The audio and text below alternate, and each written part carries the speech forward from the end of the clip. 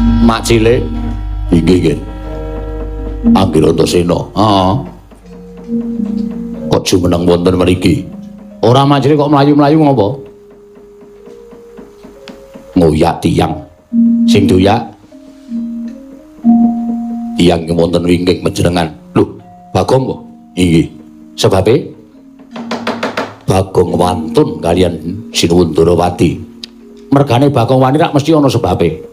Mergo aku ngerti watake Bagong ki ora bakal wani karo sapa wae nek ora diwarai. Nek dicocok atine, dheweke ora nyawang ratu, ora nyawang satria, ora nyawang pendhita, ora nyawang sapa wae, wani. Wani to kok? Wani tak kendel. Turah kendel. Ora turah ming dhuwit. Kurang terus. Nek tak takoni iki le wangsulan pisan wae ora usah keterus-terus. Oh nggih. Nek sing jeneng gamelan wis muni iki le omong leren. Kemempengen nek karangan. Nek Mak arep ngantemi Bagong, luar ngajar Bagong, aku sing ra entuk. Anggir mboten pareng. Ora entuk. Tantrimanipun anggir aku ngewangi Bagong. Baik ngaten panjenengan badhe wantun kalian kula. Nuwun sewu ora wani karo Mak cilik. Ning wani karo sipate Mak cilik sing agahan ngewangi karo wong sing urung tok pitung bener lan lupute.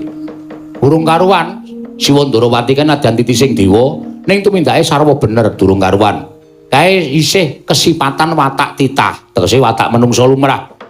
Sing kedunungan ina lali salah apes lan mati. Dadi ora sak teruse Siwa Ndarawati iki dadi wong bener. Mesti ya kedunungan luput.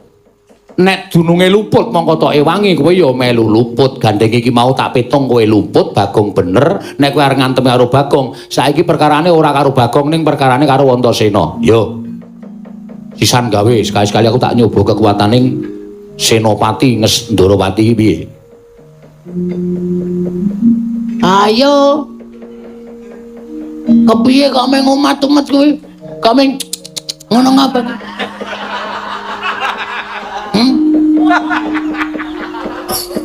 Piye Ndara Setyaki? Ampun meng meneng mawon kaya ngoten niku. Niki lho jago kula wis kaya ngoten iki. Yo nek pancen nyoba. Mengko iso dititik kok Mak cilik. Aku ngerti Mak cilik iki Piyai Digdaya. Aku yo nuwun sewu. Saiso-iso ngimbangi kekuatane Mak cilik. Ning ana tetembungan ala ora tumama ning becik. Saampuh-ampuhe wong ku nek mbelani watak ala utawa mbelani watak sing salah mesti kalah. Wis to yakin? Ora usah dadak mbok pitung. Nek sampean kalah karo aku sampean aja isin, sampean aja wirang. Mergo sampean mbelani watak sing kleru. Ayo